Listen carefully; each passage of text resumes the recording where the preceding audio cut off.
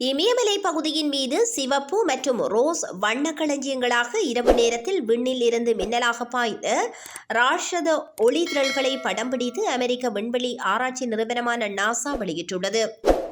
அரிதினும் அரிதாக ஒரு சில நிமிடங்களில் நடந்து முடிந்த இந்த நிகழ்வை படம் பிடித்துள்ள நாசா இதை வாரத்தின் சிறந்த வானியல் புகைப்படமாக குறிப்பிட்டு சிலாகித்துள்ளது.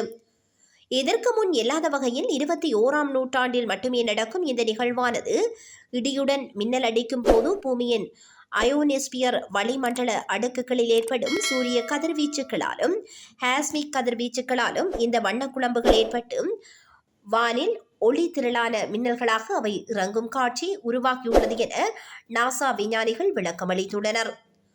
தொடர்ச்சியாக விழுந்த இந்த 4 ஒளித்திரள் ஜெட் மின்னல்களும் ஒன்றுக்கொன்று சில நிமிட இடைவெளியில் அடுத்தடுத்து விழுந்துள்ளன. வளிமண்டலத்தின் மேற்பரப்பில் உள்ளதால் மின்னலின் மேற்புறத்தில் சிவப்பு நிறமாகவும் பூமியை நோக்கி வரும் கீழ்ப்பகுதி ரோஸ் நிறத்திலும் காணப்பட்டது. இது சாதாரணமாக ஏற்படும் மின்னலாகவன்றி மிகப்பெரிய அளவையுடையதாகவும் சாதாரண மின்னலை விட 50 மடங்கு அதிக சக்தி உடையதாகவும் தெரிவிக்கப்படுகின்றது.